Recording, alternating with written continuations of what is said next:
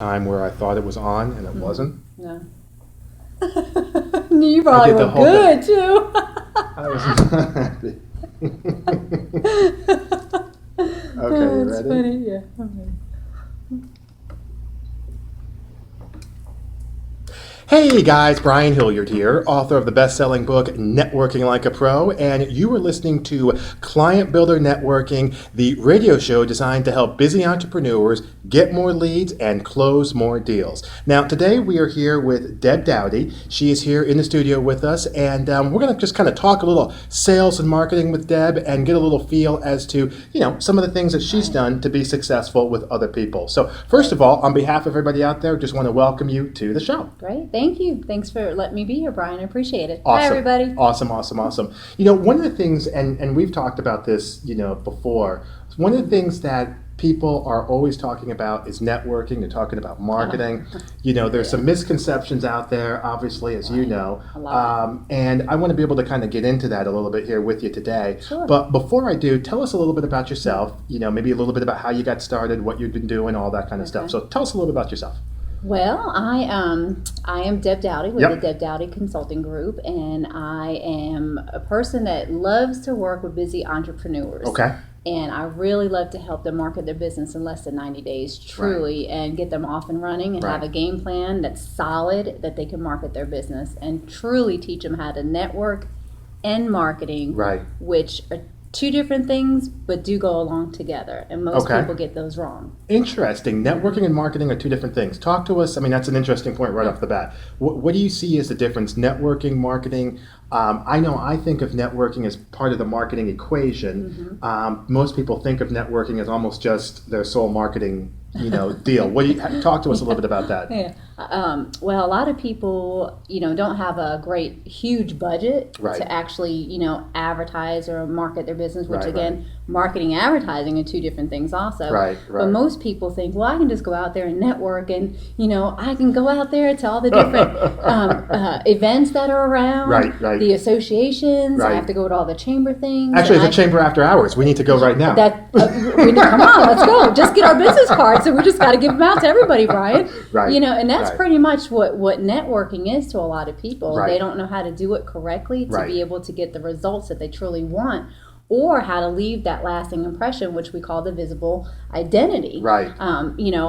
What do you do when you're there? Most people go out and they run around like a chicken with their head cut off, and they're passing out business cards. They're, just popping in and out of all these different places, and they truly do think that that's networking. And that's a great point, because a lot of times, and I know you talk about this as well, marketing is a series of tools, right? Absolutely. Marketing is something where when you're going out there, you're doing networking, maybe you're doing referrals, social media. We can get into this stuff obviously later on. But marketing is something where when you're doing it on a consistent basis, it allows people to see you. And be able to know what it is that you're all about.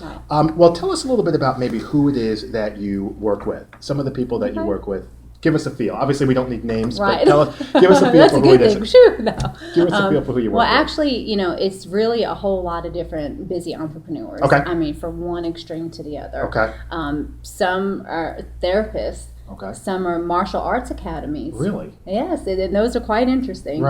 Some have actually been graphic designers, and the list just goes on and on and on. And I've also helped a lot of people within their industry that are leaders within their industry that have to lead other teams of people. Help to be successful as well. Well, that's a good list. I think also, as from you kind of got me thinking about this a little bit from a marketing standpoint. You're working with people, as I hear you. You're working with people who are looking for some answers. Absolutely. One of the things, and I do a lot of this, I have a lot of interviews with people, obviously I do a lot of speaking and stuff like that as you do. And one of the things that I run into a lot is people are good at what they're good at, but not so great at letting others know about it. Great point. I'm the head cake baker person, whatever, And I'm going out there and I'm great at baking cakes, but maybe I'm not so great at letting others know about the cakes that I bake. You know what I mean? And what I'm hearing you say is you kind of go out there and talk to some of these people. Absolutely, because to that point right there, most of those types of people would just say, oh, well, if you have a party coming up, well, right. here's my card. Just give me a call. Right. If you build it. Really? Yeah. I mean, build it and they'll come, right? Right. No, wrong. They have to build a relationship with you. You have to build a relationship with them. Right. You have to, again, leave that, the lasting impression with them, and why are they going to seek you out? Right. And another misconception I really feel very much, what's the word I'm looking for? I just think it's a big problem out there that so many people in business are not being the part. Yeah. They are not being the part. Right. They're not walking the walk and talking the talk. Right. They're just talking the talk. Right. Versus walking the walk. Right. Okay. And I always say, and you and I discussed this before, is you have to be the person that the person you're looking for is looking for. That's exactly right. It's a funny story, and we talked about this before we got on, but as you guys maybe know, one of our dogs, we have a dog, my wife and I have a dog, and his name is Barley. Barley. Yeah, right, Barley the dog. And you'll see some video on him later maybe. But, one of the things you and I were talking about before was how, I'm putting a video out there that says how Barley passed a referral. Oh, yep. Right? Yep. And what was the point, just real quick, was Barley is a Shiba Inu. Okay, that's the name of his breed. And there were some neighbors. We live in a 200-person subdivision, right? And what happened was Barley, we would walk him, and he was real well-behaved and stuff like that. And apparently one of our neighbors saw Barley, and I guess he didn't like dogs, right? He didn't like dogs. But his kids liked him, and he was like, all right, well, I'll make it again. So he asked one of our other neighbors who knew that they knew me and said, well, what kind of dog is this Barley that I guess he didn't even know the name. What kind of dog is this, African-American couple in our neighborhood that I keep seeing walking this dog, right? And, since there aren't too many of those around, it was probably easy to figure out what the dog was. So he says, oh, that's Barley, and he's a Shiba Inu. And he says, you know what? We're going to get a Shiba Inu. And the point that I make to people is that, getting off of your be the part, right. Barley passed a referral, right? Yeah, absolutely. Because he referred his breed. Right. I mean, let's just by who he was and who he be. He can't talk to anybody. Right. I mean, right? He doesn't talk. We actually don't spend a lot of time with this guy. I've never seen the guy. I mean, I've seen him a couple of times, but to say we're best friends is a complete overstatement. Not even an acquaintance, really. Just, in passing. I don't even know if it's that. I don't know. I mean, obviously his kids saw us probably more than once, and he saw us. But my point is that by Barley, he didn't convince anybody that you need to buy a dog like him. Right. He was the dog that they were looking to buy. So it wasn't a hard sell. It wasn't a hard sell. It wasn't cajoling. It wasn't convincing. And that kind of gets to your point, right? I think a lot of times these entrepreneurs, they're going out and they're so busy. Being busy. They're so busy going out and trying to convince people that they've got all this stuff that they lost track of the fact that all you really have to do is just be the person, to your point, embody your service is what I call it. Be that person who, that you want to be. Right. So I think that's a great point. And, one of the things that I've got down here that I wanted to touch base with you about is, you talk about people being busy, right? They're so busy being busy, right? Yes, and this idea, and they're running around and doing all these things. And kind of the deal that I make, and I know you talk about it a lot, is working in the business versus on the business. Right. Talk to us a little bit about kind of that point from a marketing perspective. Sure. Well, I think a lot of times, again, people are running around like a chicken with their head cut off, or, the hamster on the wheel type syndrome. Right.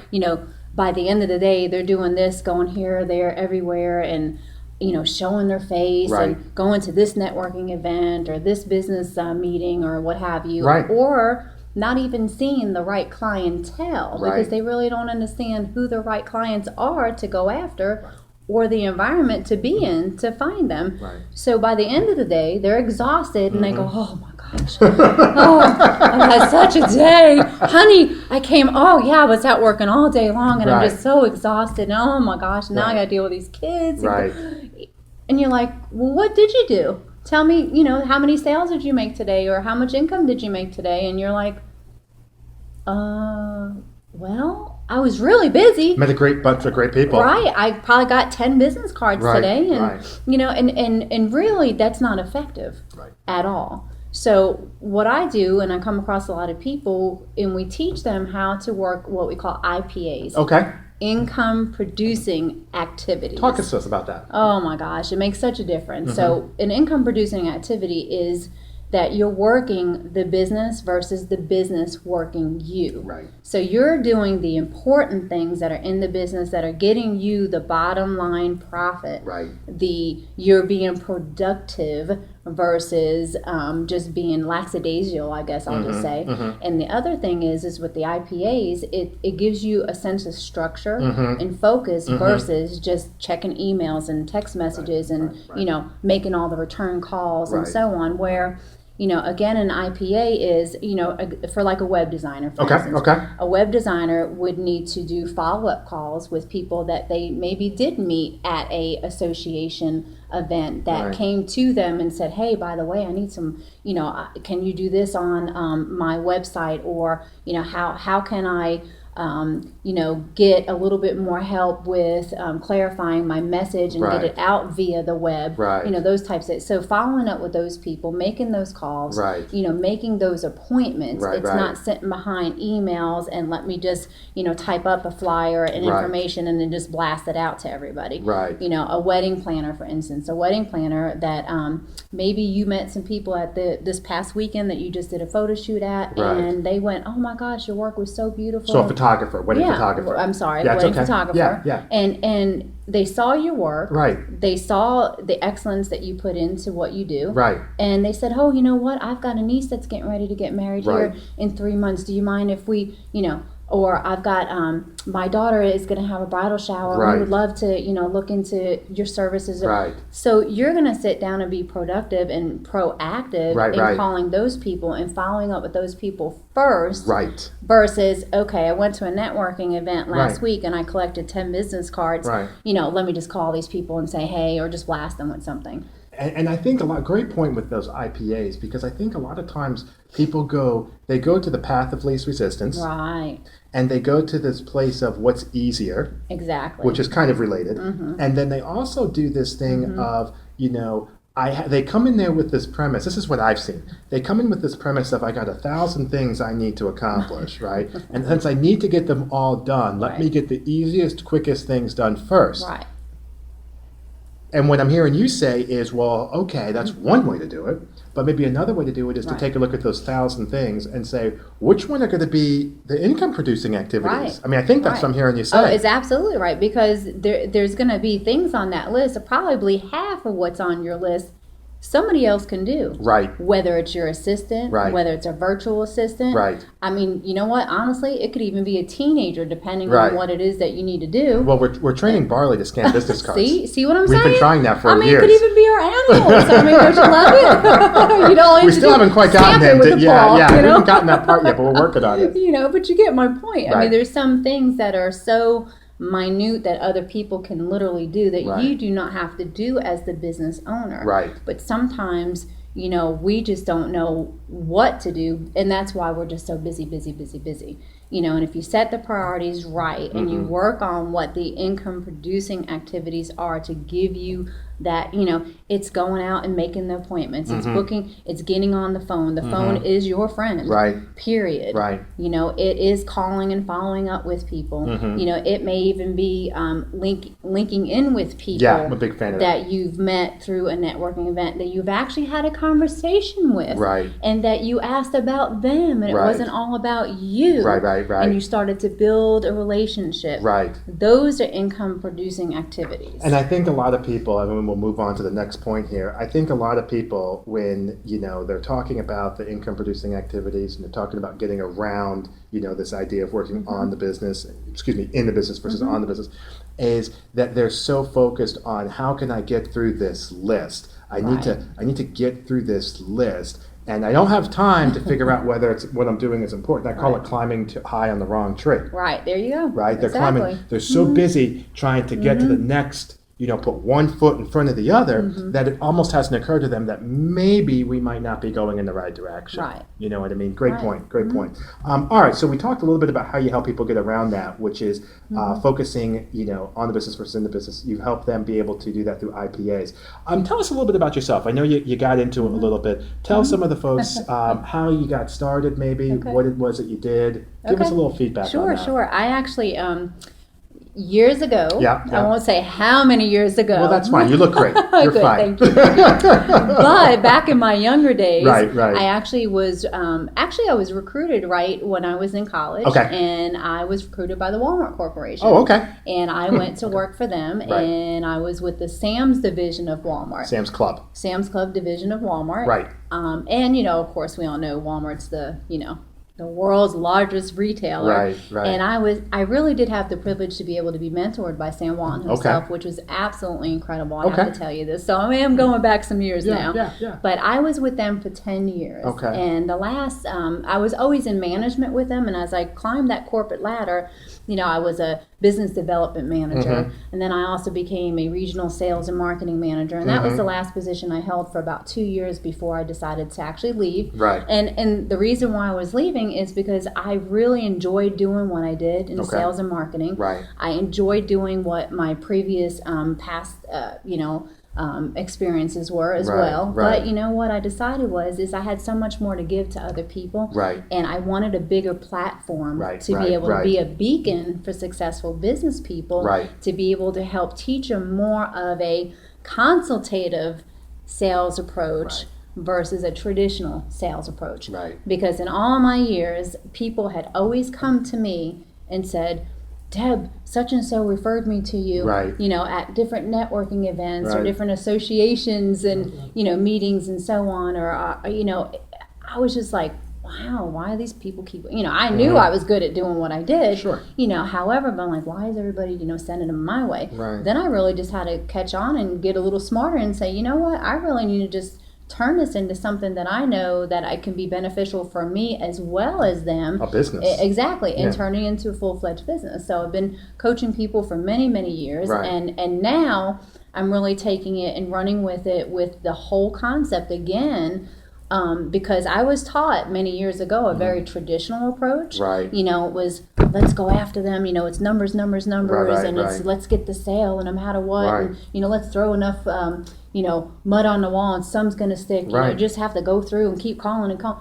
No, you do not. Right. And I had to learn that the hard way. Right. So I want other people to understand that there's a much easier, effective way, which is called a consultative sales approach to be able to do that. Right. And that's really where my heart was. That's awesome because, you talk about this, because I want to get to that. I'll get to that consultative sales in a second. But I think you talk about, people coming from a kind of a larger corporation. Absolutely. Right? And I'm sure you've seen this all the time. I have.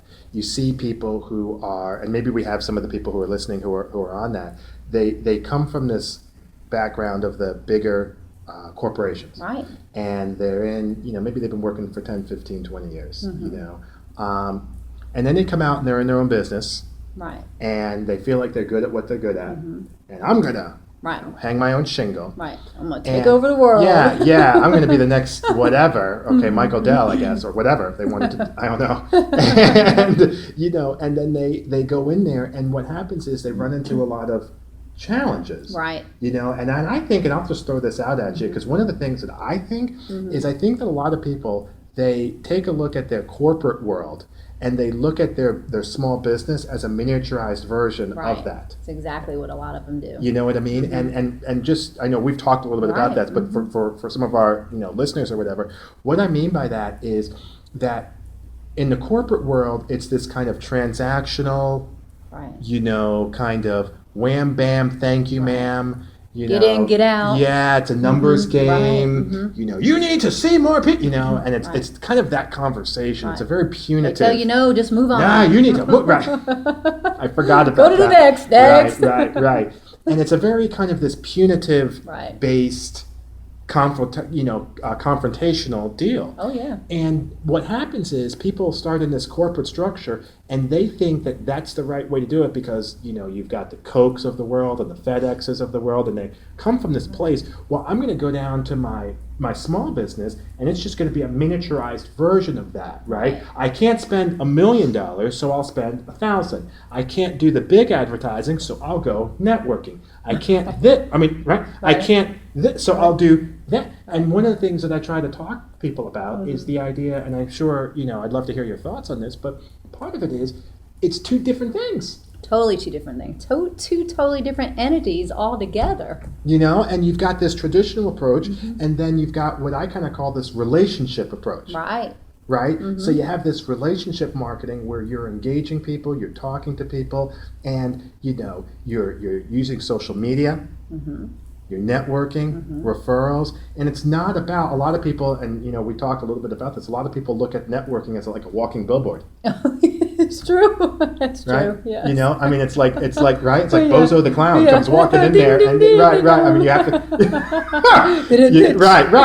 Right. He's going to bring like Gumby or something in there. And what you want to do is networking is, and this is kind of your approach, I think. It's more relationship based, right? It's definitely relationship based, and it's actually almost, for lack of a better word, it's really almost a layering process. Right. Right. It's not, just get in and get out. Right. And people, if they would understand that they could actually create more business with people that they truly are building a relationship with. Right.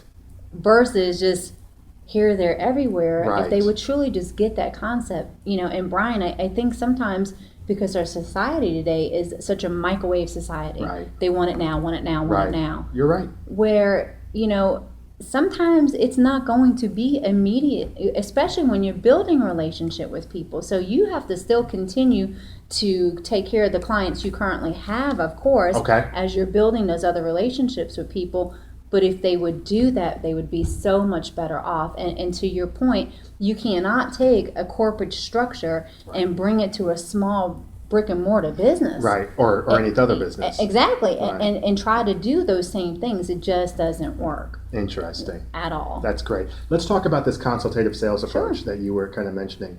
For the term that I always kind of think of when I hear about that, it's kind of like an educationally based piece. Talk to us a little bit about what that looks like when you talk to people, talk to prospective clients. What's this consultative approach? Really, it's teaching them how to say and what to say, so people will actually listen to you. Right. So it is, again, what's going to make you unique out in the marketplace. Right. What is going to leave them with that lasting impression? Right. Why are they going to come back to you? Right. So there's different language there to be able to be taught, to help them to engage in those conversations, to be able to have a serious, if you want to call it a one-on-one, right, or a coffee connection or what have you. Right. There's ways to do that to be able to be more productive. And what do you do when you're sitting down and meeting these people? Most, again, for the traditional way, is I'm sitting down making an appointment with you, right? Right. I'm there to sell you everything. I'm going to deal. I'm going to bring everything. Right. I'm loaded down with all my guns and everything. Like a Sherpa. Exactly. There you go. It's exactly what a lot of them do, right? And then it's all. Right. And then the people are like, whoa, and then you're mad by the time you leave because, you asked, well, is there any reason why you can't, purchase today? Right. Like, That's the close. Hello, I don't even know you, right. Versus when you're building, first of all, we teach you how to work with the person that you really want to work with, because not all clients and prospects are created equal. Good point. Okay? Good point, right. Because most people, again, in traditional sales approach, traditional marketing, is everybody, you just need to talk to them all. Right. And that's not true, too. Right. So we teach you exactly who it is that you should be looking for. Right. Where to find them. Right. What to say when you are in front of them. Right. That it is not all about you, but it is all about them. Right. And then how you bring yourself into the conversation so it actually is a win-win situation, because I don't care who you are, but nobody wants to be sold. That's exactly right. At all. That's exactly right. And I think, I read a statistic, Brian Tracy talked about this. He said that, 80% of all new sales are obtained after the fifth contact. Yeah, absolutely. And part of it is that people coming in, that I've run into, is that people are coming into this place of wham bam, we talked about that. Right. Thank you, ma'am. And they need to kind of, if you can't do it now, and I mean tonight, preferably today, this morning, that, I need to I need to get out of here. I need to go to this next person. And part of it is that people, in terms of examples, I tell people if you're going to do down that 3 or 4 contacts, maybe you meet them at the networking event. Right. Maybe you follow up with an email with this coffee connection. Right, email. Something like that. Maybe you can invite them on LinkedIn. Okay, maybe you can invite them to another networking event. You do either personal call, you're inviting them to You can do a call. You can do a call. You can invite them to another event. Maybe you hand out a referral. Exactly. Maybe you put them on your newsletter if they've got permission to do that. I mean, there's, what's the phrase? If all you have is a hammer, everything looks like a nail.